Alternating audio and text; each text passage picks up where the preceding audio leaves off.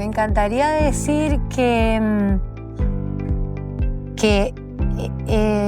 es maravillosa la vida y que hay que abrirlo, despertar y separarnos de todo lo que nos impida estar en contacto con el aire, con lo verde, con la familia, con los amigos.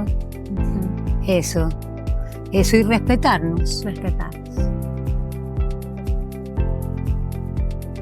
Hola, bienvenidas. Estamos en un nuevo episodio de Relatos que nos conectan. Soy Gisela Amorós y entrevisto a mujeres líderes de nuestra comunidad que nos comparten sus historias de vida, sus conocimientos, sus herramientas para que nos sean de inspiración. Hoy tenemos el placer de contar con la presencia de Claudia Sánchez. Ella es realmente una mujer muy comprometida con la sociedad, muy comprometida con el cuidado del medio ambiente y también la educación. Es profesora, es ingeniera agrónoma, es creadora de varios emprendimientos, entre ellos uno donde estamos hoy aquí, que es Gran Jardín, la granja Gran Jardín, que es una granja educativa. Y también ella es presidenta de una asociación ANFE. Muchísimas gracias, Claudia, por sumarte a este espacio y bienvenida. Bueno, muchas gracias a ustedes. La verdad es que para mí me encanta poder charlar con ustedes y comentarle a todos los que nos escuchan y nos ven, bueno, un poco cómo se ha ido desarrollando mi vida y todo lo que nos rodea. Gracias, Claudia. Muchas gracias. Preguntarte, ¿quién es Claudia? Más allá del hacer. Bueno, yo soy una mujer madura, ya soy una abuela, muy orgullosa de lo que hemos podido construir familiarmente, porque nunca hemos hecho las cosas sola.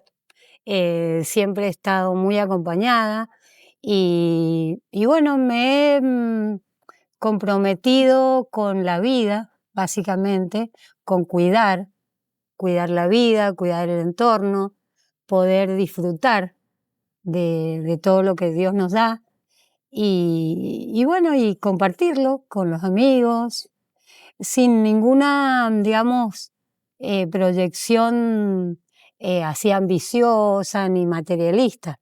Todo lo contrario. Prefiero definirme como alguien que busca profundizar espiritualmente la vida, el camino que estamos recorriendo. Y que hemos elegido. Totalmente.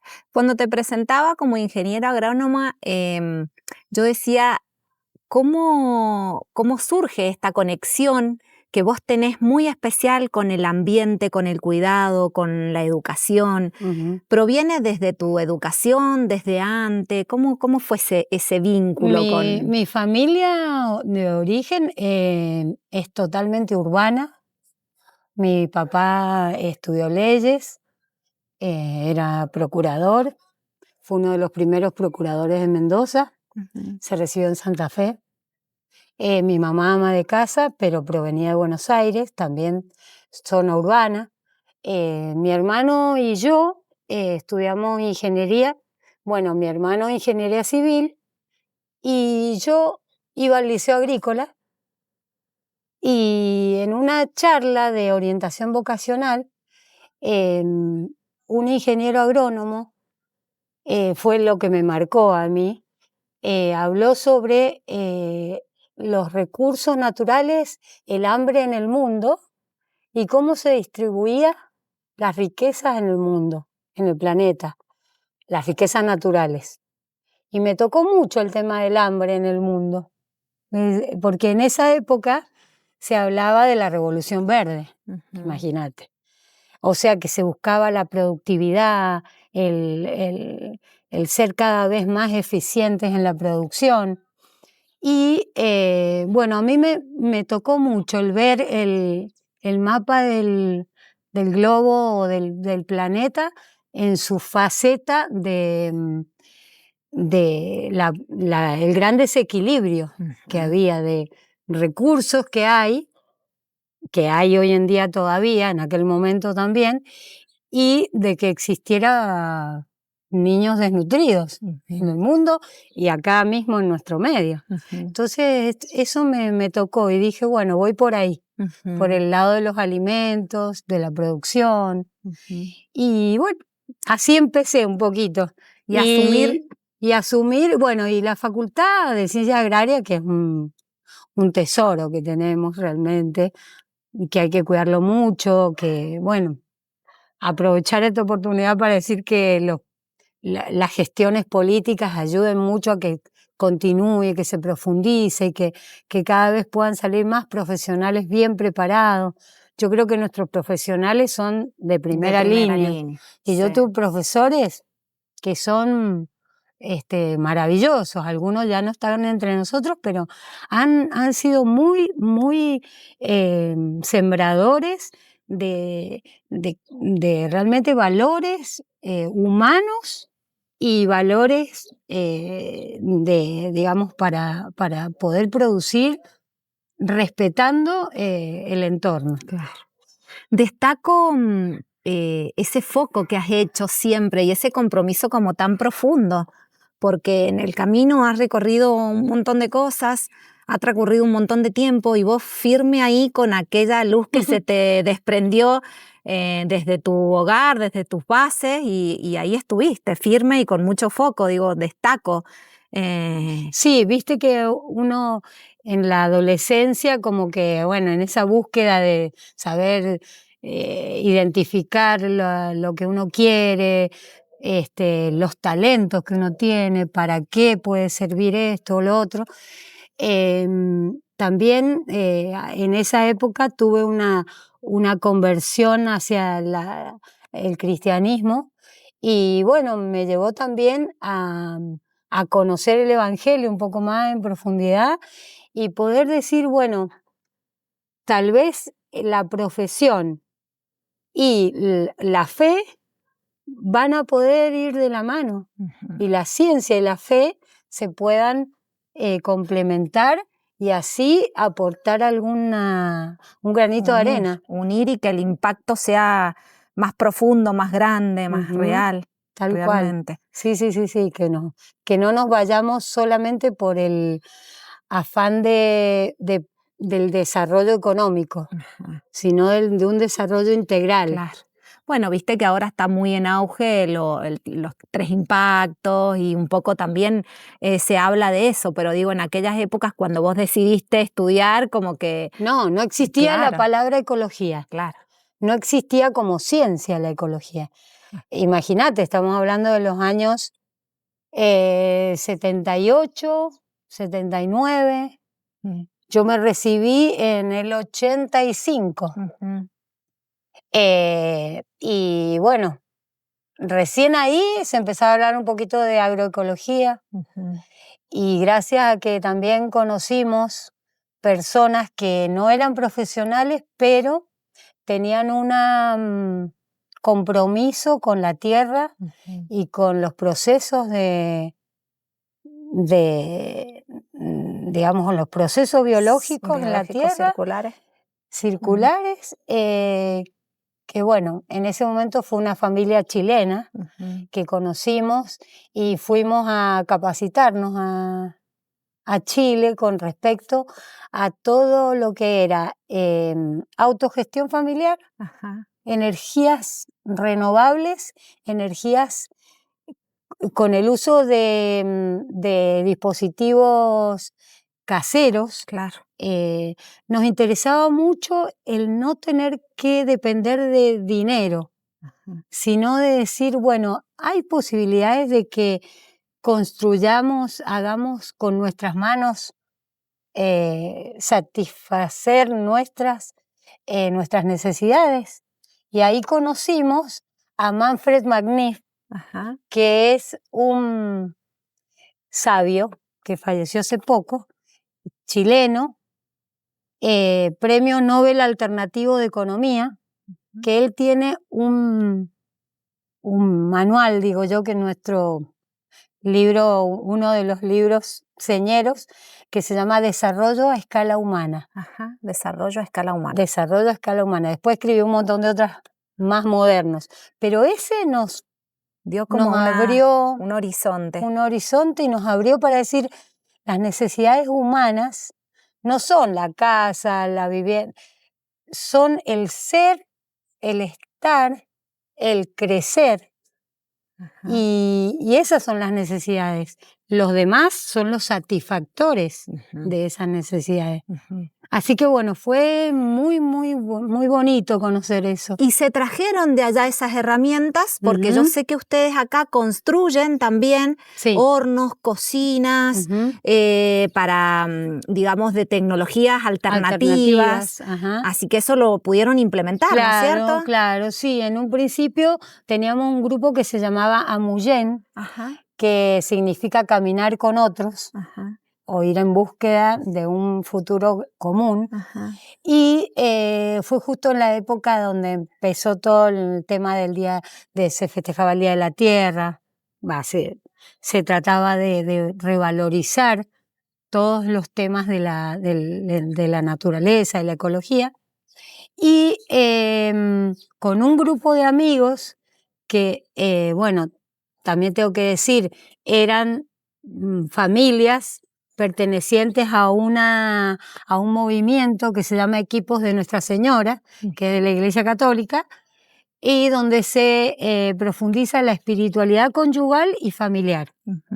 Entonces, con ese grupo iniciamos esto que en ese momento le pusimos como proyecto de granja integral autosuficiente. Que es donde estamos hoy. Que es donde estamos hoy, que ha mutado y ha sufrido un montón de transformaciones. A ver, contanos el propósito. Pero el propósito era poder mostrar un modelo de familia que podría ser rural o adaptarlo a la zona urbana, pero que pudiera realmente no desconectarse del sistema, digamos. No tener que estar pagando servicios, pagando ir al supermercado. Bueno, por supuesto que eso es una idealidad, pero en comunidad es posible. De hecho, hay muchas aldeas ecológicas que hoy practican esto y que lo llevan adelante en Brasil, en Estados Unidos, acá mismo en Argentina, en Córdoba, en Buenos Aires surgió una que se llamó Gaia, que era una comunidad así, bueno, abierta. Nosotros, bueno, hicimos esto como una transición, lo pensamos como una transición, porque un poco tiene que ver no solamente con la convicción y con la formación de cada uno, sino con poder convivir, que creo que es lo más difícil a veces, con otras familias que tengan el mismo estilo de vida y busquen lo mismo. ¿Qué significa para vos la red? ¿O cómo? Es fundamental. Los vínculos. Yo creo que mira, mi papá decía en una frase sabia que decía, no importa nada, lo único que importa son las relaciones. Pero éramos chicos cuando decía eso, imagínate. Y yo decía, las relaciones, claro, los vínculos. Claro. Si no cuidamos eso, bueno, de hecho somos re amigueros, tenemos muchos grupos, hasta, te digo, grupos de los que ya ni siquiera participamos muy efectivamente como un grupo de folclore, pero seguimos siendo re amigos y hacemos juntadas acá y vienen, viste, yo también bailo flamenco, entonces bueno, con ese grupo hemos integrado no solamente a las bailadoras, sino a sus familias. De mucho sostén. Totalmente, yo creo que eso es algo que no sé si es algo que uno hereda, qué sé yo. La familia de mi mamá eran 9 hermanos, súper unidos y todos viviendo por todo el país. Sin embargo, había siempre un lugar donde momentos de encuentro. ¿Cómo haces para lograr un equilibrio entre tantas cosas que haces? No, eso ya fue pasando. ¿Qué tips nos podés dar? Y ¿Qué equilibrio? ¿Tantos roles? No, bueno, pero han sido distintas etapas. Sí, Uh-huh. sí.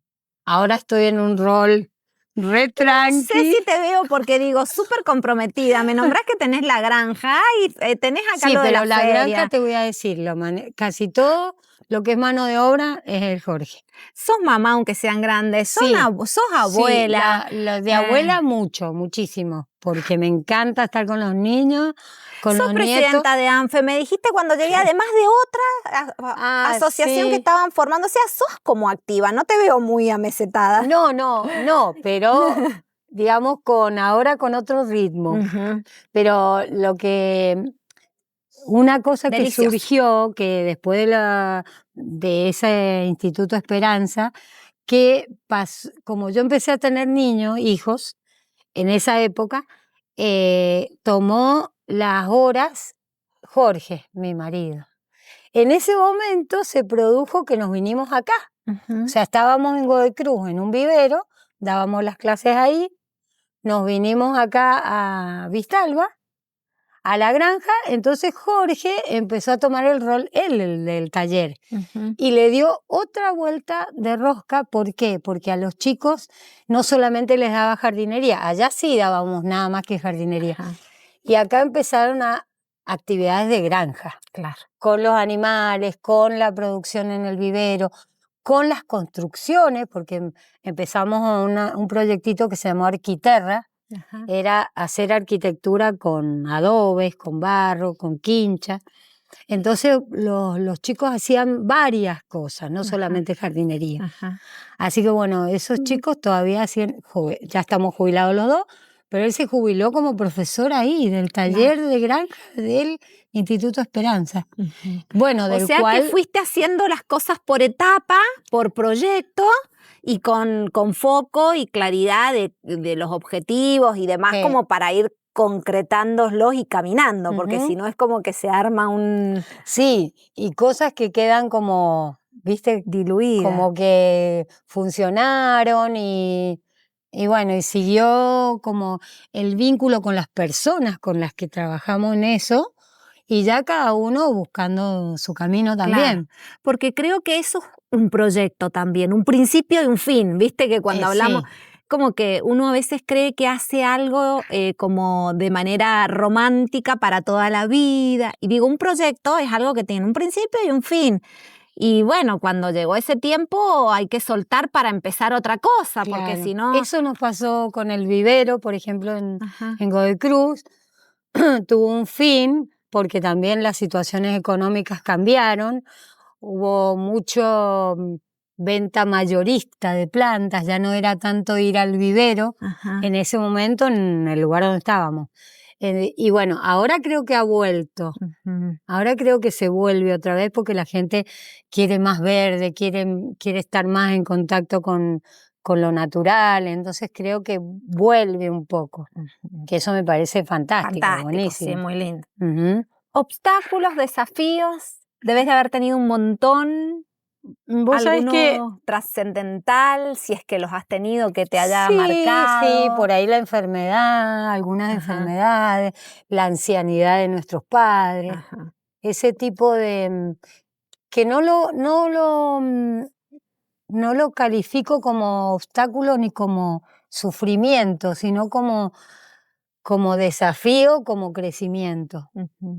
Porque, por ejemplo, la enfermedad mental, que esto de lo que hablábamos de la asociación ANFE, es Asociación Mendocina de Familiares de Personas con Esquizofrenia. Al entrar en el contacto con el tema de salud mental, es realmente un mundo que creo que se incrementó y se intensificó post pandemia, que también a nosotros nos cambió un poco la visión y la perspectiva, porque dejamos de ser tanto granja de acogida de escuelas, con la pandemia, con todo eso, para ser más grupos reducidos, más familia. Y realmente, bueno, el tema de la asociación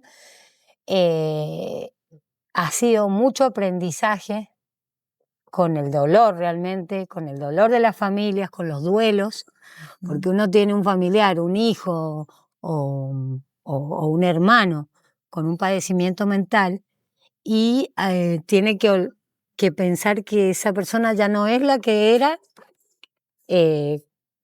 con Antes todo, de. claro, antes de.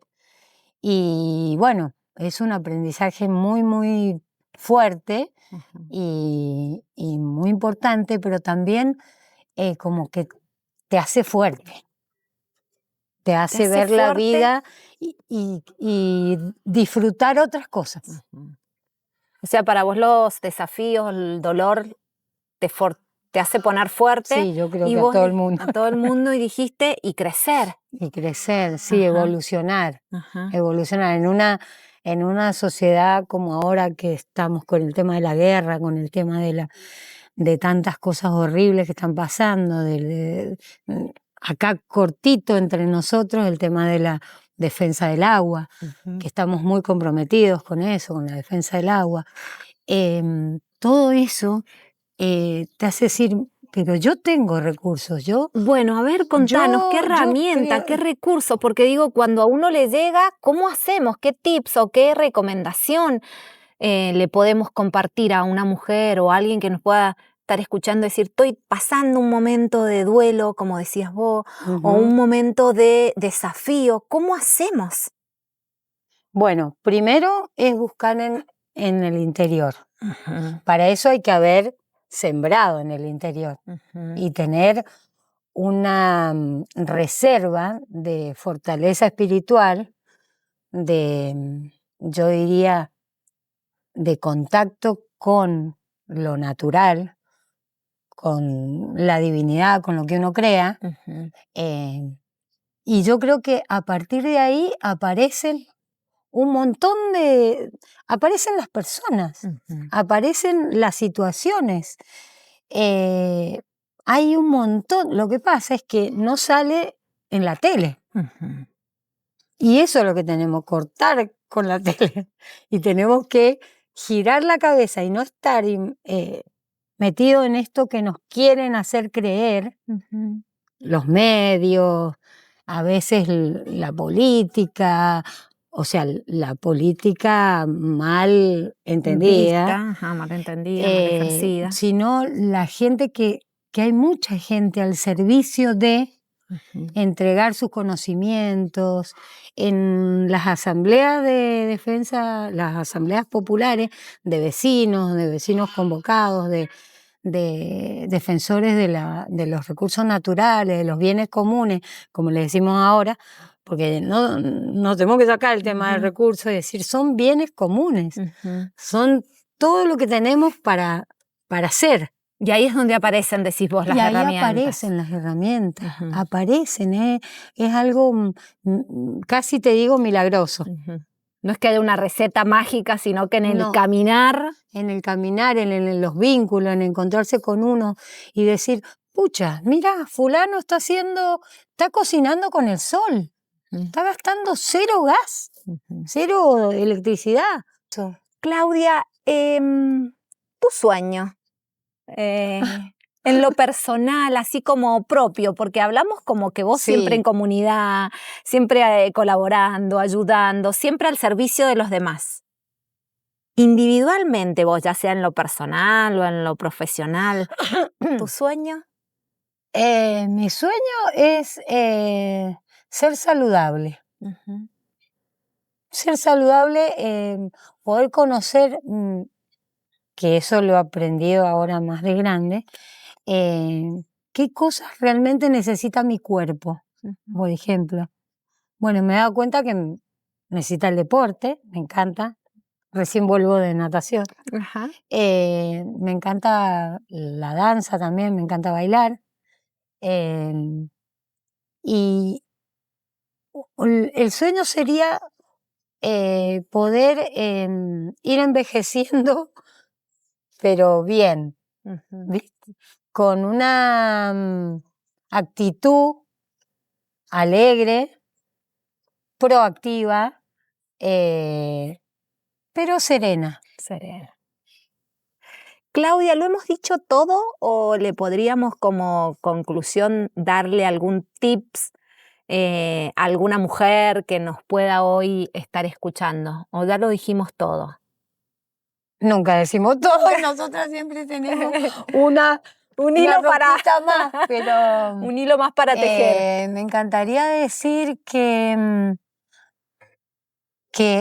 es maravillosa la vida y que hay que abrirlos, despertar y separarnos de todo lo que nos impida estar en contacto con el aire, con lo verde, con la familia, con los amigos.